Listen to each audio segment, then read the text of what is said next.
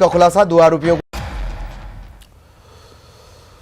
नमस्कार, मैं हूं आपके साथ सुमित शर्मा। आज क्रिमिनल्स में आपके सामने होगा बीवी के काले रंग पर पति ने किया कमेंट और फिर मिली पति की लाश। इसके साथ दिखाएंगे कहां एक प्रेमी ने अपनी प्रेमिका को दी बीवी के कत्ल की सुपारी। यही नहीं, जुड़वा बच्चों की कातिल मां का भी राज खोलेंगे और करेंगे मदरसे में छात्रा की मौत की मिस्ट्री की पड़ताल। आखिर क्यों छात्रा को रात में बुलाता था वो टीचर। इन संगीन इल्जाम के साथ होगी जुर्म की कई और दास्तां।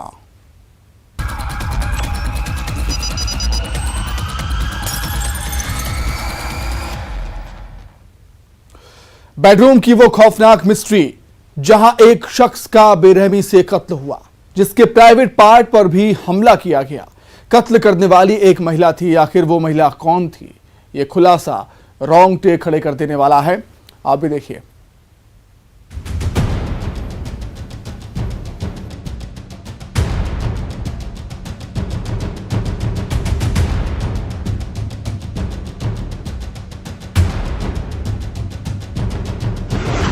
चौदहवीं का चांद नहीं,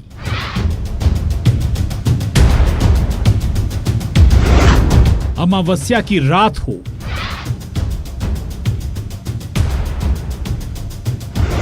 उसके रंग से उसे थी चिढ़। सूरत पर मिले किसी को ताने, फिर बेडरूम में मिली लाश। काला रंग, कमेंट और कत्ल।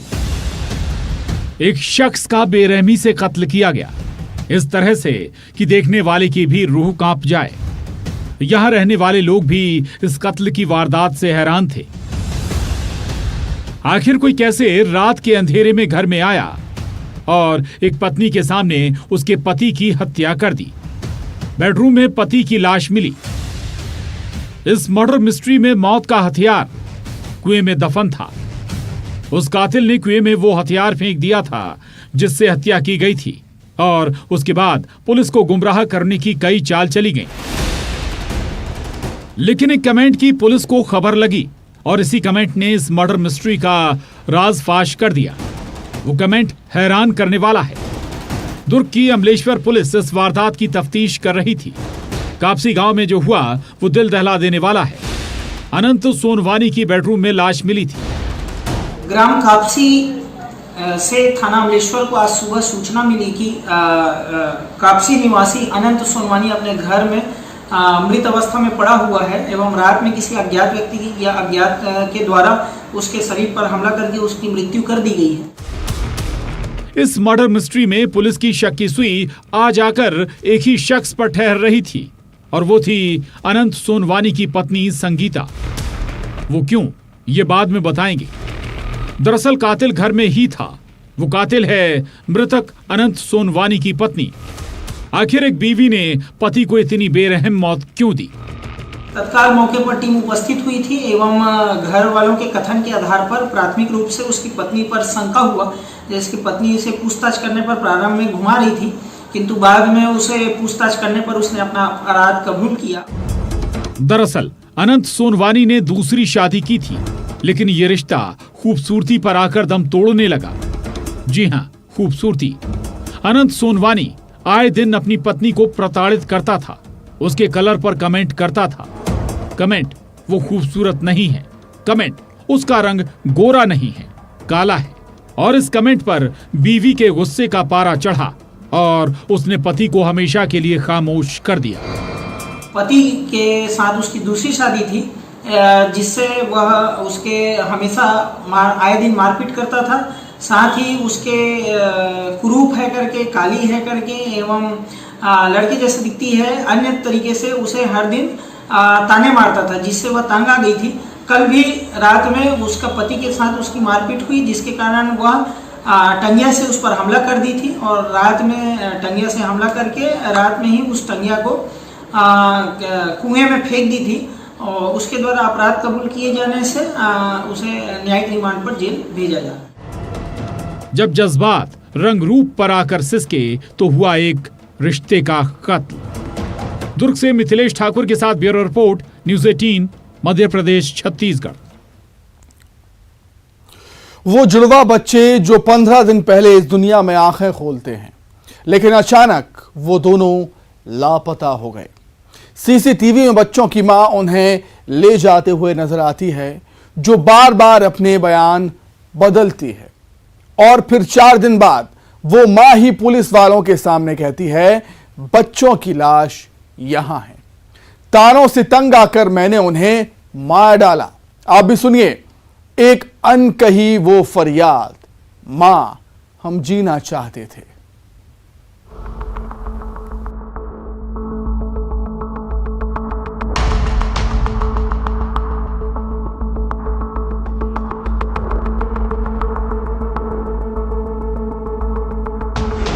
किलकारियों के कितने गुनहगार। मासूम बच्चों की मौत का कौन कसूरवार।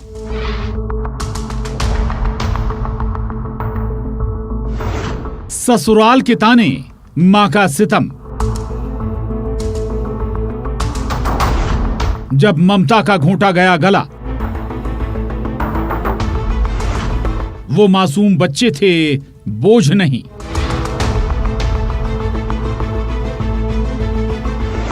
एक अनकही फरियाद, मां हमें क्यों मारा।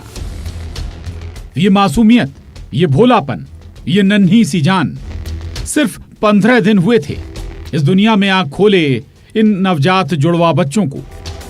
दोनों जुड़वा भाई, लेकिन बच्चों की तकदीर देखिए, जिनके होने पर प्यार दुलार नहीं, उन्हें दुत्कार ही मिली, वो भी अपनों से। भोपाल के चूनाभट्टी इलाके के कोलार कॉलोनी बस्ती में शुक्रवार की सुबह यानी 23 सितंबर को दोनों नवजात जुड़वा गायब हो गए थे। मासूम कहां गायब हुए किसी को नहीं पता था, सब अनजान बने रहे। लेकिन सीसीटीवी में कैद हुआ इस गुमशुदगी का राज। बच्चों के कपड़े और कंबल हबीबगंज थाना इलाके के पीछे मिले। राजधानी भोपाल में 2 जुड़वा बच्चों के लापता होने का सनसनीखेज मामला सामने आया है। हालांकि हबीबगंज थाने के पीछे बच्चों के कुछ कंबल, यहाँ पे जो जिसे हम कहेंगे कपड़े बरामद किए गए थे, ये वही स्थान है जहाँ पे जो है वो बच्चों के कपड़े जो है पुलिस को यहाँ पर मिले। लापता बच्चों के कपड़े मिले, लेकिन नवजात बच्चों का कहीं सुराग नहीं था। लेकिन सीसीटीवी फुटेज एक मां के पत्थर दिल होने की कहानी सुना रहे थे, जिसमें आरोपी मां सपना बच्चों को लेकर घर से निकली, साथ में छाता भी था। हबीबगंज इलाके पहुंची और उसके बाद वहां से रंगमहल बस में बैठकर निकली थी। बस का सीसीटीवी फुटेज सामने आया था, जिसमें महिला के पास बच्चे नहीं थे। पिछले 4 दिन से पुलिस वाले उन बच्चों को तलाश रहे थे। इधर बच्चों की मां बार बार बयान बदल रही थी।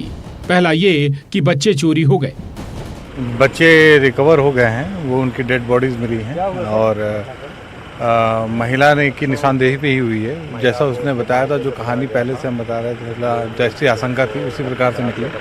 महिला ने ही फिर बताया कि कहाँ पर बच्चे हैं। उसकी निशानदेही पे हमने फिर उनकी बॉडीज रिकवर की, दोनों बच्चों की। पुलिस के शक के रडार पर मां ही थी। 4 दिन बाद लापता मासूमों का सुराग लगा। बच्चों की मां की निशानदेही पर रविशंकर इलाके से बच्चों की लाश बरामद की गई। 15 दिन के नवजात बच्चों की गला घोंटकर मां ने ही हत्या की थी। जो अपने बयान में क्या कह रही थी, सुनिए जरा। कुछ खिला पिला नहीं सकते थे, इसलिए मार दिया बच्चों को। पैसों की कमी थी।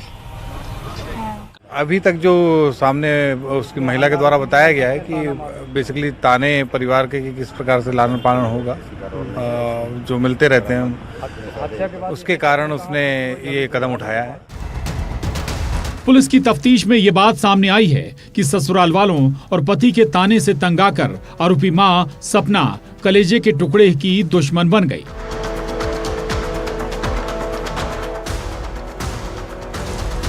दरअसल सपना का पति ब्रिजमोहन एक्सीडेंट की वजह से 6 महीने से बेरोजगार था। खर्चा जेठ उठा रहा था। मुफलिसी और ससुराल के ताने कि इन्हें कौन पालेगा। कुछ नहीं, अभी कारण तो उसके द्वारा पहले दिन ही ले जाके उनको गला दबा के हत्या करके फेंकना बताया है। बाकी अब पीएम रिपोर्ट में क्लियर होगा। कारण क्या रहा? कारण यही बता रही कि एक बच्ची पहले से है 3 साल की, वो भी बहन और नंद इधर उधर ही ज़्यादा रहती है और उनका कहना था कि 2-2 बच्चे फिर पैदा हो गए, कैसे पालेंगे, तो इस ताने के कारण मैंने ले जाके मार दिया उनको। जरा सोचिए, इन नवजात जुड़वा बच्चों के गुनहगार कौन कौन हैं? भोपाल से मनोज राठौर और जितेंद्र शर्मा के साथ bureau report, news 18, Madhya Pradesh, Chhattisgarh. अक्सर कोई अपनी प्रेमिका का राज छुपाने के लिए उसका नाम अपने मोबाइल में अलग नंबर से सेव कर देता है। कुछ ऐसा ही एक वारदात में हुआ जब प्रेमिका के नाम का ये राज खुला तो एक मर्डर मिस्ट्री का खुलासा हुआ। आप भी देखें।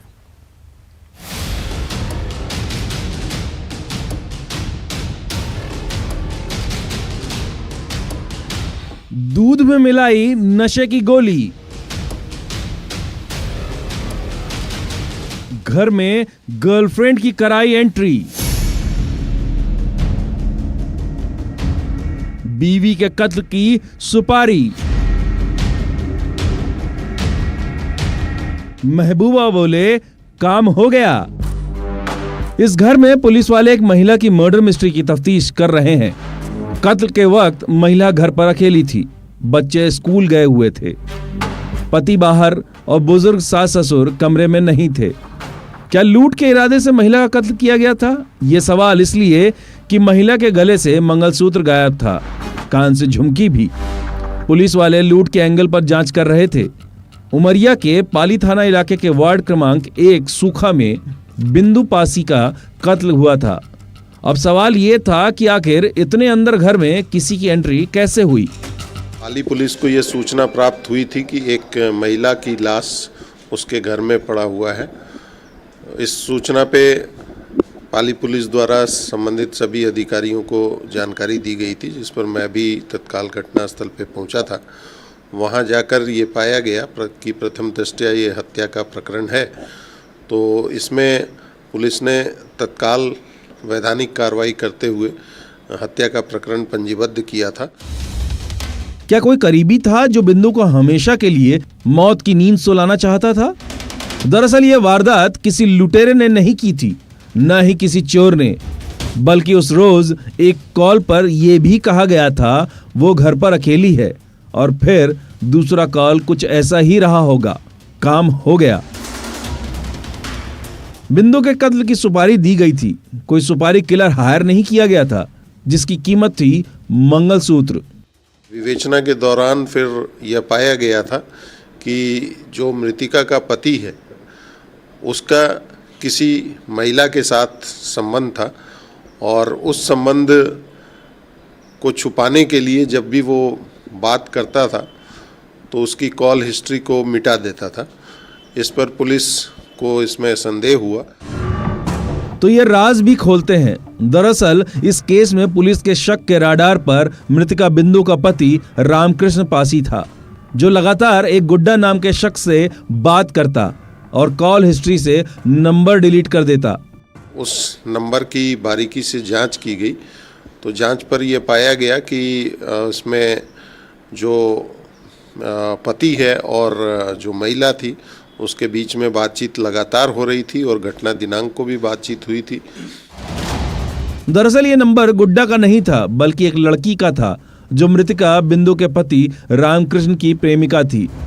4 साल का वो नाजायज रिश्ता, जिसमें पति ने पत्नी को दूध में नशे की गोली दी और फिर अपनी प्रेमिका से पत्नी का कत्ल करवा दिया। और विवेचना में यह पाया गया कि इसके जो पति थे उसने पूरी तरह से इस घटना को अंजाम देने में षड्यंत्र रचने का काम किया, और जानबूझकर वो उस समय घटना स्थल से दूर रहा ताकि इस पे पुलिस को शंका न हो। और फिर उसने फ़ोन करके और उस महिला को, जो आरोपिया महिला है, उसको ये जानकारी दी कि मैंने उसके खाने में नींद की गोली मिलाकर दे दी है, अब तुम जाकर घटना को अंजाम दे सकती हो। इस पर उस महिला ने आकर घटना का अंजाम दिया था। कॉल डिटेल्स ने हत्यारे पति और उसके नाजायज रिश्ते को बेनकाब कर दिया। उमरिया से विजेंद्र तिवारी के साथ bureau report, news 18, Madhya Pradesh, Chhattisgarh. एक मदरसे में एक नाबालिग छात्रा इम्तिहान से एक दिन पहले अपने घर वालों को फोन लगाती है और बस यही कहती है कि मुझे प्रताड़ित किया जा रहा है। घर वाले उसे दिलासा देते हैं और कहते हैं एग्जाम के बाद तुम्हें ले जाएंगे, लेकिन उस छात्रा की मदरसे के हॉस्टल में संदिग्ध परिस्थितियों में लाश मिलती है। मृतका की छोटी बहन जो उसी मदरसे में पढ़ती है, उसने कई खुलासे किए जो हैरान कर देने वाले हैं। आखिर मदरसे के हॉस्टल में छात्रा की मौत की ये मिस्ट्री क्या है, रिपोर्ट में देखें।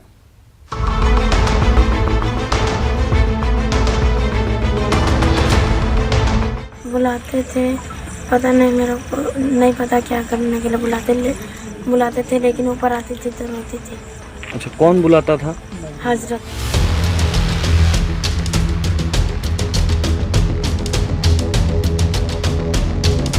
तीन महीना से प्रताड़ित कर रहे थे, हाथ मार के सूजन कर दिए थे, पूछने से दबाया जा रहा था। हमारे बच्ची के साथ हत्या किया गया है, बलात्कार भी किया गया है। न्याय चाहता हूँ आप लोगों के सामने सब। ये संगीन इल्जाम जो एक छात्रा के घर वाले लगा रहे हैं। सूरजपुर से करीब 22 किलोमीटर दूर एक मदरसे के हॉस्टल में जो हुआ, उसने एक परिवार को तोड़ कर रख दिया, जिनकी 15 साल की बेटी की लाश मिली फांसी पर झूलती हुई। लेकिन घर वालों का इल्जाम है कि ये सुसाइड नहीं है बल्कि हत्या है। एक पिता के आंसू थमने का नाम नहीं ले रहे, जो कह रहे हैं काश मैं उसे ले आता, काश फोन पर उसकी बात सुनकर फौरन यहाँ आ जाता, जो बस यही फरियाद कर रहे हैं, हमें इंसाफ चाहिए। 3 महीना से प्रताड़ित कर रहे थे, हाथ मार के सूजन कर दिए थे, पूछने से दबाया जा रहा था। उसके बीच भी मारे थे, फिर पूछे तो बच्ची रो रही थी। हम सोचे कि छोटा मामला है। परसों फिर बच्ची से बात हुआ तो बच्ची बोली कि हमारे साथ बहुत बड़ा प्रताड़ित कर रहे हैं लोग। इसके बाद कल हमारे साथ परीक्षा है, परीक्षा के बाद हम बोले कि ले आएंगे आपको। कल परीक्षा के समय वो लोग बताए कि इंतकाल हुए। हमारे बच्ची के साथ हत्या किया गया है, बलात्कार भी किया गया है। न्याय चाहता हूँ आप लोगों के सामने सब। आखिर ये मौत की मिस्ट्री क्या है?